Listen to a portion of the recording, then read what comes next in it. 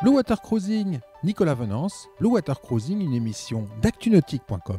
Bonjour et bienvenue à vous sur Blue Water Cruising, un Blue Water Cruising en direct depuis le Salon Nautique de Paris. Je vous propose de rencontrer Estelle et Jérôme. Estelle et Jérôme, dans quelques mois, ils vont partir à bord de leur Lagoon 42, faire le tour du monde sans programme. Bonjour Estelle. Bonjour Nicolas. Bonjour Jérôme. Bonjour Nicolas.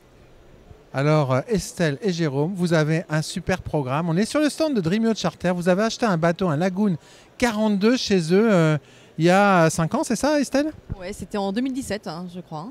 Ouais. 2017-2018. Ouais, 17-18. 2017-2018. Derrière, il y avait une idée, un tour du monde. Ouais, depuis le début, ça faisait partie du programme.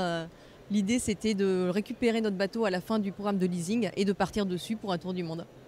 Alors Jérôme, un tour du monde sans programme. Sans programme, il y a un petit peu un programme. On va partir, aujourd'hui le bateau est en Croatie. On va ensuite, sur la saison d'été, rester en Méditerranée et ensuite faire une transat pour aller dans les Caraïbes. Et puis après, on a oublié de faire le programme d'ailleurs.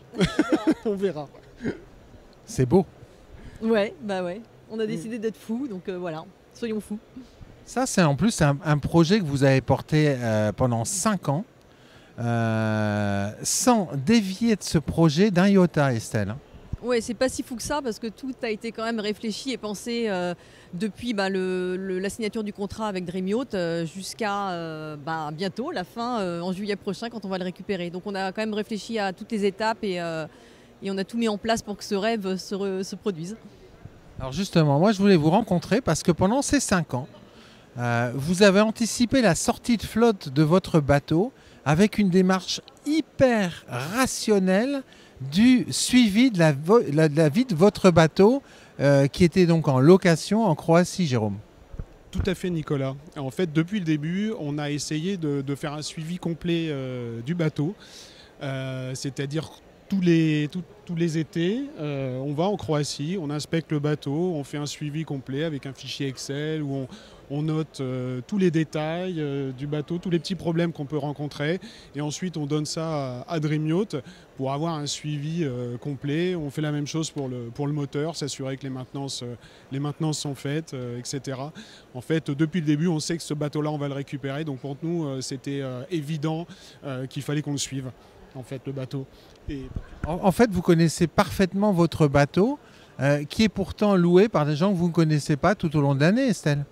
Oui, mais comme on va le récupérer et que c'est notre bateau, c'est notre bébé un peu. On lui a donné un nom, on a même fait son logo, etc. Donc c'était normal pour nous de naviguer dessus tous les ans, déjà pour bien le connaître, bien le prendre en main, etc. Et puis pour le surveiller, voir la moindre égratignure, le moindre petit bouton qui ne marche pas, etc.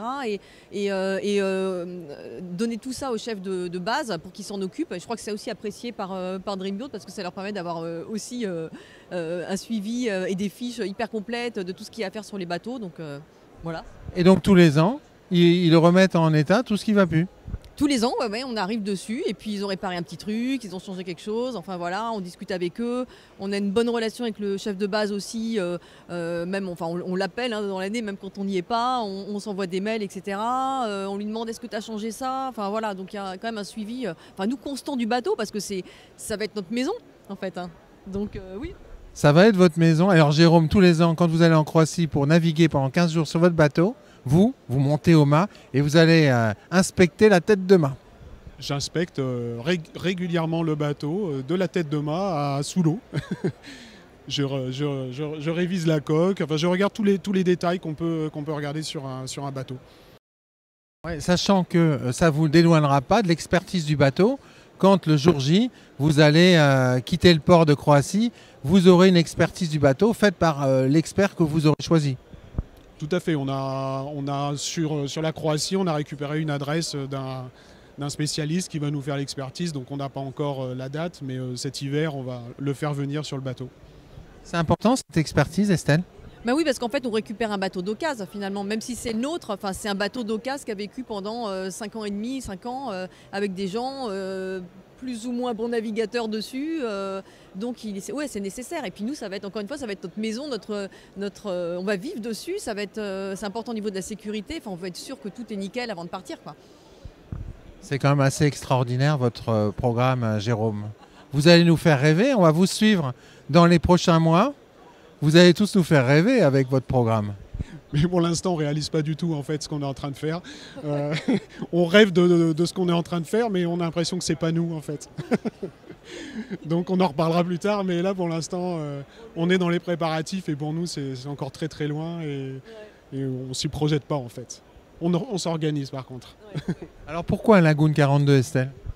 Je crois que déjà c'était évident qu'on allait partir sur un catamaran parce que enfin voilà, c'est pas du tout le même programme. Le monocoque, c'est super pour les sorties à la journée, pour les régates, etc. Mais à partir du moment où on vit dessus, où on fait venir des amis, la famille, etc., le choix s'impose. Je crois qu'il n'y a même plus de débat là-dessus, quoi, hein. C'est un catamaran, c'est 2 fois plus grand, c'est plus stable. On va passer plus de temps au mouillage qu'en navigation. Donc effectivement, les performances ou le plaisir de navigation est peut-être un petit peu moins bon. Quoique, en utilisant les bonnes voiles et le bon équipement, on peut aussi se faire plaisir sur un Lagoon 42. On se retrouvera d'ici quelques mois du côté de Port-Cros, je crois, Estelle. Oui, parce qu'on part de Croatie, où est le bateau, mais l'idée, c'est bien entendu de traverser la Méditerranée, faire un petit arrêt à Port-Cros et dans le sud de la France, avant de continuer plus loin, Gibraltar, Canaries, Cap-Vert, etc., etc. Etc., etc. Merci à tous les deux. Merci, Jérôme. Merci Nicolas. Merci, Estelle. Merci Nicolas. Voilà, et puis on va rêver devant ce magnifique poster sur le stand de Dream Yacht Charter sur le Nautique de Paris. À très bientôt sur Blue Water Cruising.